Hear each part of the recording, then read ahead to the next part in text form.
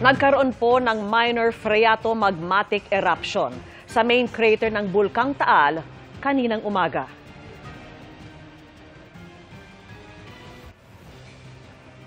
Ayon po sa PHIVOLCS, nagdulot ito ng plume o pagsingaw na umabot sa halos 3,000 metro ang taas mula sa crater. Nagtagal yan ng 3 minuto mag-alas 7 ng umaga kanina. Nananatili sa ilalim ng Alert Level 1 ang Bulkang Taal. Mga kapuso, isa na namang motorista ang dumulog sa ating tanggapan matapos umano siyang mabiktima ng pulis na dati nang inireklamo dahil sa pangingikil. Atin niyang ipinarating sa PNP Highway Patrol Group.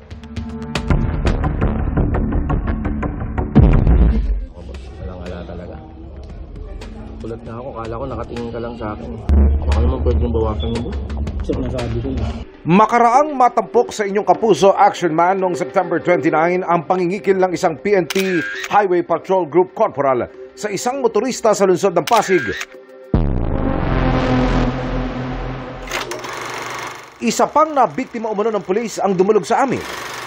Kwento ng driver na itago natin sa pangalang Celso. Hindi niya makakalimutan ang nangyari noong December 20 ng nakaraang taon. Sabi ng HPG personnel, driving without license na ako, tapos kailangan i-impound daw po yung truck na dinadala ko. Yung sa ganung violation ko, driving without license, ang fine daw nun, nasa 50,000 plus. Kaya ang sabi niya, kayo kung okay lang sa inyo, 50,000 tong gagastusin niyo. Nakipag-usap pa raw sa boss ni Celso, ang pulis, bago nagsabi kung magkano ang dapat ipasa sa kanyang e-wallet. Ang sabi niya is 15,000, tapos tumawad ako ng 12,000.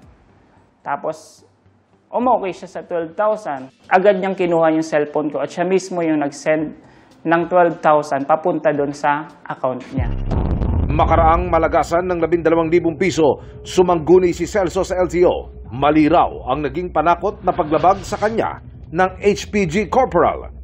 Ang sabi nila, driving without proper restriction lang daw po yan. At yung fine lang daw po is 3,000 lang.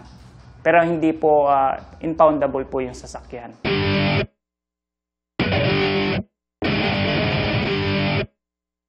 Ang panibagong reklamo agad nating ipinarating sa PNP Highway Patrol Group. Nasampahan na raw ng kaukulang kasong HPG Corporal, bunsod ng aming unang sumbong noong Setyembre. Ito po yung Article 210 or Article 210 para po sa direct bribery at yung ating pong Article 293 ng RPC para naman po sa robbery with extortion. Hindi po ito kukonsintihin ng ating pong pamunuan. Definitely, madadagan po ito pong kasong kaharapin po ito pong ating pong kasamahan. Sa ngayon ay nakapagpasa na ng kaukulang salaysay si Celso. Nagpapatuloy din ang suspensyon ng inirereklamong HPG Corporal. Sinubukan namin siyang kunin ng panig pero tumanggi siyang magbigay ng pahayag. Ito pong ating pong HPG Corporal ay naka-preventive suspension po siya. At siya rin po ay na-relieve sa kanya pong assignment dito po sa 4A. Para naman sa iba pang nabiktima ng pangingikil. Makipagbigay lang po sa amin 24/7 or tumawag po sa amin po mga numero at hotline para po ito po ay ating pong ma-assist at mabigyan pa po ng karampatan pong police assistance. Mission accomplished tayo, mga kapuso. Para sa inyong mga sumbong, pwedeng mag-message sa Kapuso Action Man Facebook page o magtungo sa GMA Action Center sa GMA Network Drive, Corner Samar Avenue, Diliman, Quezon City. Dahil sa namang reklamo, pang-abuso o katiwalian, tiyak, may katapat na aksyon sa inyong Kapuso Action Man.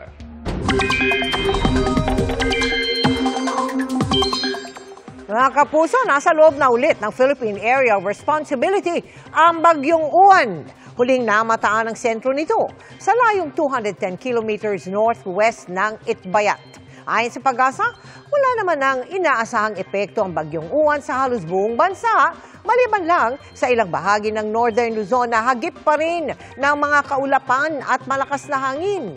Nasa ilalim ng wind signal number 1 ang Batanes. Dito rin nananatili ang babala sa malalaking alon na delikado sa maliliit na sasakyang pandagat. Sa magiging pagkilos ng Bagyong Uwan, posible itong maglandfall o tumama sa Taiwan ngayong gabi.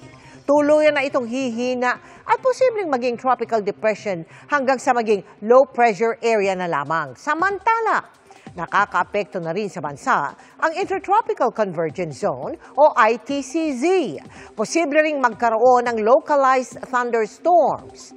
Base sa datos ng Metro Weather, umaga bukas magiging maaliwalas sa malaking bahagi ng bansa, maliban sa eastern portions ng Visayas at Mindanao, pati sa Sulu Archipelago. Sa hapon, may pag-ulan na rin sa ilang bahagi ng Central Luzon, Mimaropa at halos buong Visayas at Mindanao.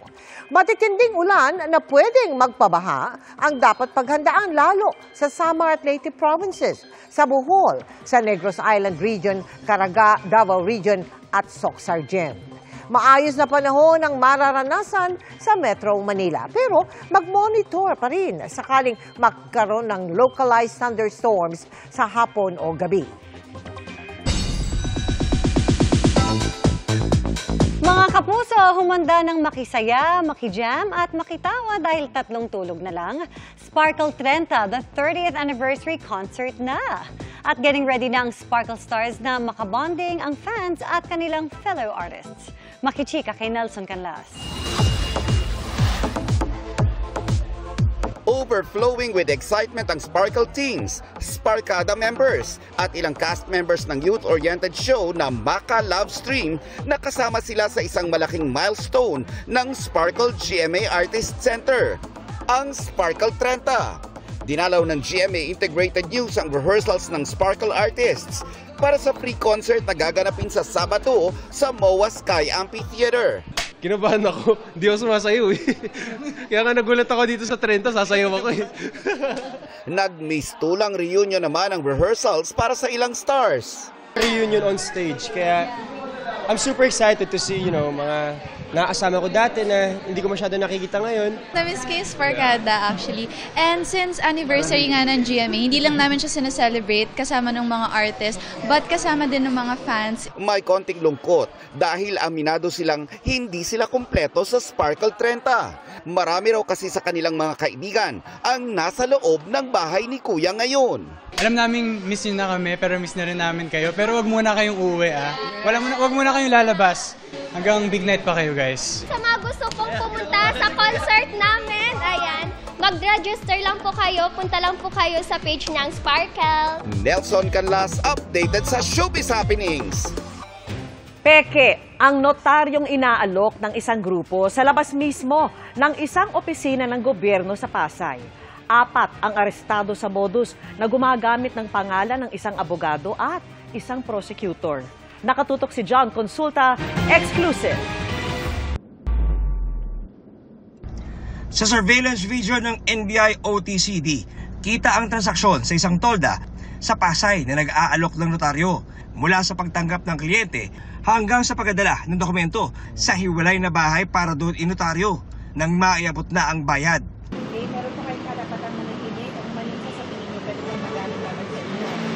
Arestado ang mga tagakuha ng mga magpapanotaryo sa tolda at mga hinihinalang pumipirma sa kalapit na bahay na ito ng mga suspect. Sumulat sa atin yung executive judge ng Pasay City.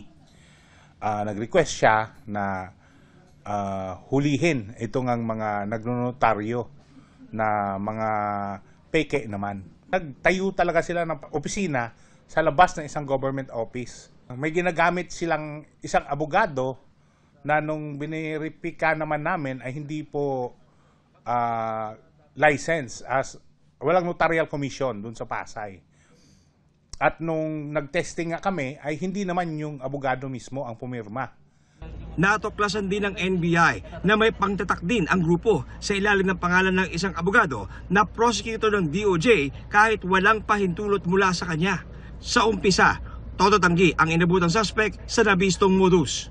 Nag-notary dito, hindi na namin tinatanggap.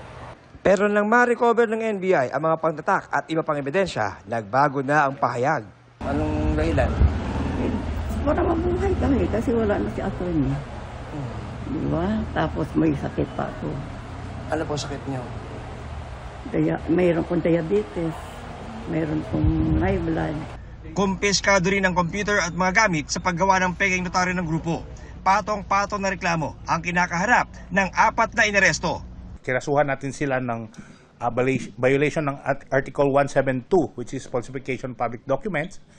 Kinasuhan din natin sila ng Article 176 ng Revised Penal Code, yung possession po ng mga instruments used in falsification. Kinasuhan din natin ng usurpation of official functions at saka kinasuhan din natin ng estapa. Babala ng NBI, may implikasyon kapag nagpanotaryo ng iba't ibang dokumento sa peking notary public. Kung nagpanotaryo ka ng deed of sale, yung deed of sale mo ay hindi na siya legal. Hindi mo siya magagamit ngayon, itong deed of sale mo. Kung mag-ano ka naman ng mga affidavit, hindi mo siya pwedeng gamitin, lalo na sa mga government offices. Parang lalabas, instead na ito ay isang public document, magiging private document na lang siya. Kasi hindi valid yung pagnonotaryo nitong mga dokumento na to. Para sa GMA Integrated News, John Consulta, nakatutok 24 oras.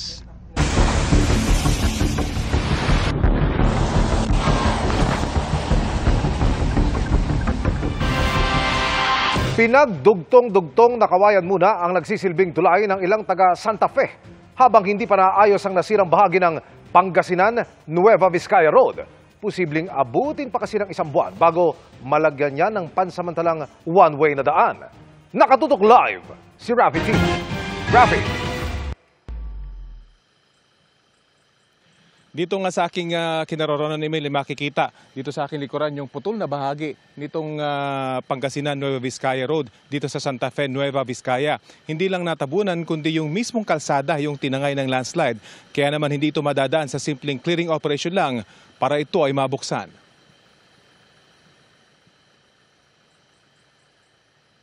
Mula sa himpapawid, kita ang uka sa bahaging ito ng Pangasinan Nueva Vizcaya Road. Ilang metro ng konkretong daan ng putol at nahulog sa ilog sa ibaba ng kalsada. Sa kabutihang palad, walang kabahayan sa ibabang bahagi ng guho.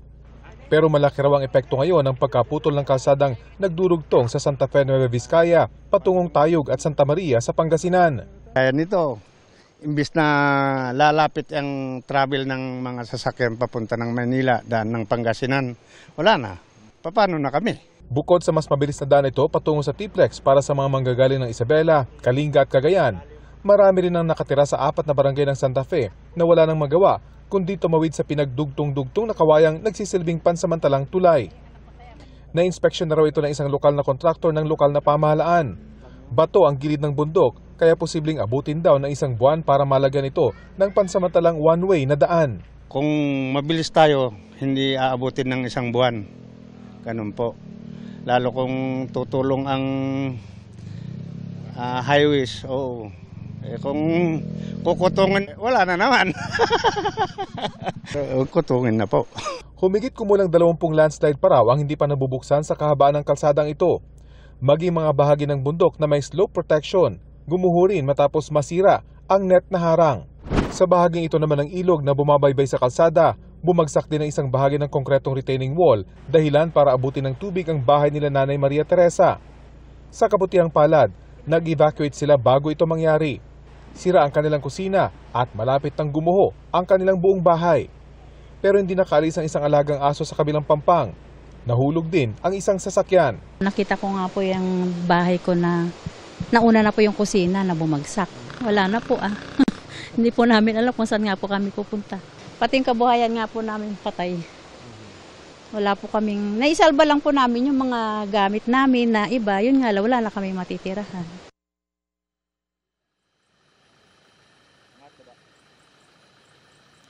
Pakiusap ngayon ng mga residente dito ay madali naman sana yung pagkukumpani dito sa kanilang nasirang kalsada para naman hindi sila magtiyaga dito sa maliit at delikadong tulay dito sa may landslide area. Samantala para sa ating mga kababayang naisa ng mapaikli yung kanilang biyahe mula dito sa Vizcaya patungo sa Pangasinan, balik Maharlika Highway po muna ulit kayo hanggat hindi pa naisasaayos ang kalsadang ito. Yan ang latest mula dito sa Santa Fe, Nueva Vizcaya. Emil. Maraming salamat at ingat kayo, Rafi Tima. Tuwing papalapit ang Pasko, lalong ramdam na ramdam ang diwa ng pagmamahalan at pagbibigayan. Bakit hindi isabayan sa pamimili ng mga panregalo? Maraming mura at dekalidad sa Noel Bazaar na bubuksan sa Okada, Manila na layong tumulong sa sektor ng edukasyon. Nasa 100 merchants po ang naghihintay doon at pwede ring mag-feel like a star sa Celebrity Ukay-Ukay ng GMA Kapuso Foundation. Sa sunod-sunod na kalamidad sa bansa, maraming eskwelahan ang tinamaan o tuluyang nawasak. Damay ang mga gamit pang eskwela ng mga estudyante. Sa problemang yan, 2 proyekto ng GMA Kapuso Foundation ang nakakatulong. Ang unang hakbang sa Kinabukasan Project at ang Kapuso School Development Project. Isa sa long-time donor natin dito ay ang Cut Unlimited Incorporated sa pamamagitan ng kanilang Noel Bazaar. Alam nyo ba na 25 years na yan? Isa sila sa pinaka-loyal at talagang consistent talaga na nagtitiwala na ang mga kanilang dinodonate ay gagamitin talaga para sa mahihirap. Kaya sa darating na November 14 hanggang 16, huwag palampasin ang muling pagbubukas ng Noel Bazaar sa Okada, Manila. At isa sa dapat ninyong abangan ay ang Celebrity Ukay-Ukay booth ng GMA Kapuso Foundation. At dito pwedeng mapasa inyo ang pre-loved items ni Carla Abellana, pati na mga cool at stylish na damit ng youngest Pinoy pop boy group na Cloud7. Ang lahat ng kikitain ay mapupunta sa mga proyekto ng GMA Kapuso Foundation. Kung chic and fashionable outfits naman ang hanap ninyo, nariyan ang mga damit ng singer and actress na si Muriel Lomadilla. Those clothes hold like super daming memories talaga. Nung nagsa-start pa lang ako sa showbiz, yung alam niyo yun, yung walang-wala pa ako. Save the date at ayain na ang buong pamilya at barkada sa Noel Bazaar sa Okada, Manila. Nakapag-shopping ka na, nakatulong ka pa. At sa mga nais namang makiisa sa aming mga projects, maaari po kayo magdeposito sa aming mga bank account o magpadala sa Cebuana Luwalier. Pwede ring online via GCash, Shopee, Lazada at Globe Rewards. Isinusulong ni House Speaker Faustino D. ang pagpasa ng batas laban sa mga political dynasty kahit aminado siyang mula siya sa ganito. Ilang panukala na ang inihain ng ilang mambabatas para yan at sinumulan na rin niyang talakayin sa komite. Nakatutok si Tina Pangniban Perez. Panahon na upang harapin ang isa pang usapin na matagal nang nakasaad sa ating konstitusyon, ang pagpapatupad ng batas laban sa political dynasty. Mismong si House Speaker Faustino D. III ang nagbanggit ngayon ng probisyon sa saligang batas na nagbabawal sa mga political dynasty. Pero nakalagay rin kailangang tukuyin ng isang batas ang definisyon nito, bagay na 38 taon nang hindi nililikha ng Kongreso. Kabilang sa paulit-ulit ng paliwanag ng mga eksperto, marami sa mga mismong dapat gumawa ng batas ay galing sa mga political dynasty. Alam ko pong maraming magtataas ng kilay. Sa totoo lang po, marami po akong pamilya na nasa pwesto. 14 na kamag-anak ng House Speaker ang nasa gobyerno rin ayon sa idineklara niyang Statement of Assets, Liabilities and Net Worth. Kabilang dyan ang anak niyang kongresista rin, anak na mayor at isang manugang na mayor din. May mga kapatid din siyang board member sa distrito o mayor at mga pamangking kongresista o mayor. Aabangan ngayon kung paano makukumbinsi ng speaker ang mga kasama na magpasa ng batas na maaaring magbawal sa pagtakbo sa eleksyon ng karamihan sa kanila. At kung paano masasabi kung sino sa mga miyembro ng mga pampulitikang angkan ang di na pwedeng tumakbo. Isulong natin ng isang panukalang batas na magbibigay ng malinaw at makaturungang definasyon ng political dynasty. Ngayon pa lang, May mga mungkahi ng definisyon sa mga anti-political dynasty bill na inihain na kanina ng ilang mambabatas. Kabilang sa mga gustong bawalan tumakbo. May incumbent kang kamag-anak, gusto yung tumakbo sabay. Pag ikaw ay magsasucceed sa isang posisyon na kamag-anak mo or meron kang kamag-anak na nag-hold pa ng ibang posisyon. Kapag hindi sila nag-agree dito, ibig sabihin baka guilty. Bukod sa mga inihain ngayong araw, may mga katulad ng panukalang inihain ang 6 na iba pang mambabatas. Pagpunto ng isa, galing sa political family mismo ang Pangulo at ang Vice-Presidente. Ang hamon ko kay Pangulong Marcos, kung gusto mo talaga ng reforma, dapat magsimula ka sa iyong sariling pamilya. Ganon din si BP Sara. Kung para sa bayan siya at hindi sa supremacy ng political family nila.